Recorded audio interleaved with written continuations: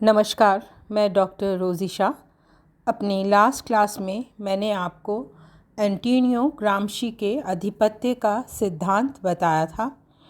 उसी कड़ी को आज आगे बढ़ाते हुए मैं आपको ग्राम्शी के आधिपत्य के सिद्धांत के महत्व एवं आलोचना के बारे में बताऊंगी। पहले मैं आपको आधिपत्य के सिद्धांत का महत्व बताने जा रही हूँ। आधिपत्य के सिद्धांत का महत्व। विद्वान फ्रैंक ने ग्राम्शी की आधिपत्य संबंधी विचारधारा के महत्व को स्पष्ट करते हुए लिखा है कि उन्होंने अपने लेखों में इस अवधारणा से संबंधित जिन पहलुओं पर प्रकाश डाला है उसकी सहायता से ये समझना सरल हो जाता है कि वैश्विक स्तर पर समाजवाद की सफलता और असफलता के आधारभूत कारण क्या रहे हैं। इसके साथ सांस्कृतिक आधिपत्य का सिद्धांत ये भी स्पष्ट करता है कि वह कौन सा व्यवहारिक दृष्टिकोण है जो विश्व में विद्यमान विभिन्न दशाओं के बीच समाजवादियों को आत्मचिंतन करने के लिए सही दिशा दे सकता है। अमेरिका की एक शोध पत्रिका में विक्टर वेलेनुवा ने लिखा है कि ग्राम्शी द्वारा प्रस्तुत सांस्कृतिक आधिपत्य के प्रभाव से हमें एक ऐसी आलोचनात्मक दृष्टि मिल सकती है जिसकी सहायता से हम गहरी जड़ें जमाए हुए अपने स्वयं के विश्वासों की उत्पत्ति के स्रोत को समझकर अपने विचारों को बदल सकते हैं। हमारे विश्वास कहाँ से आते हैं? अच्छा, हमें एक विशेष ढंग से सोचने और व्यवहार करने की सीख किसके द्वारा दी जाती है?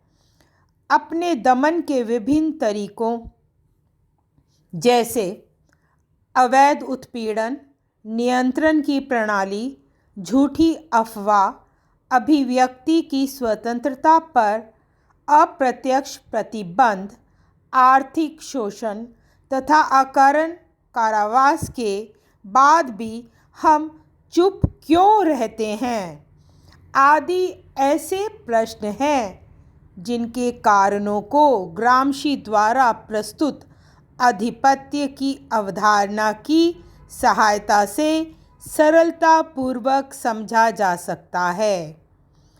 जहाँ तक आधिपत्य के सिद्धांत के बौद्धिक प्रभाव का प्रश्न है, इसने यूरोप के साम्यवाद समाज विज्ञानों तथा उदारवादी और प्रगतिशील राजनीतिज्ञों के चिंतन को एक बड़ी सीमा तक प्रभावित किया। सांस्कृतिक आधिपत्य से संबंधित विश्लेषण ने समाजशास्त्र, मानवशास्त्र, राजनीति विज्ञान तथा सांस्कृतिक अध्ययनों के लिए शोध की एक नई दिशा देने के साथ ही विभिन्न सामाजिक विज्ञानों के बीच समन्वय स्थापित करने में महत्वपूर्ण भूमिका निभाई है। आधिपत्य संबंधित विचार एक ऐसी तार्किक क्षमता को भी विकसित करने में सहायक हैं जिसके द्वारा सामाजिक तथा राजनीतिक असंतोष के मूल कारणों को समझकर उनका समाधान किया जा सकता है। चलिए अब हम जानेंगे आधिपत्य के सिद्धांत की आलोचना। आधिपत्य के सिद्धांत में ग्राम्शी ने इस बात पर विशेष बल दिया है कि कामगार वर्ग अपने में से ही उन बुद्धिजीवियों को जन्म देगा जो बुर्जुआ वर्ग पूंजीपति वर्ग द्वारा स्थापित बुद्धिजीवियों की जगह लेकर एक नई व्यवस्था और संस्कृति को विकसित करेंगे। इसके बाद भी उन्होंने किन्हीं ऐसे साधनों या प्रक्रिया पर ग्रामशी ने प्रकाश नहीं डाला जिसके माध्यम से इस लक्ष्य को प्राप्त करना संभव हो सकता है।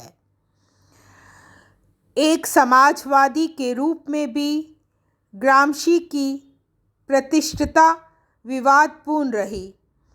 मॉस्को में जोसेफ स्टालिन से उनका नियमित संबंध ये स्पष्ट करता है कि उनका झुकाव हमेशा वामपंथी साम्यवाद से रहा। आलोचकों का यहाँ तक मानना है कि यदि ग्रामशी को कारावास का दंड ना मिलता तो शायद उन्हें अपनी पार्टी से भी निष्कासित कर दिया गया होता।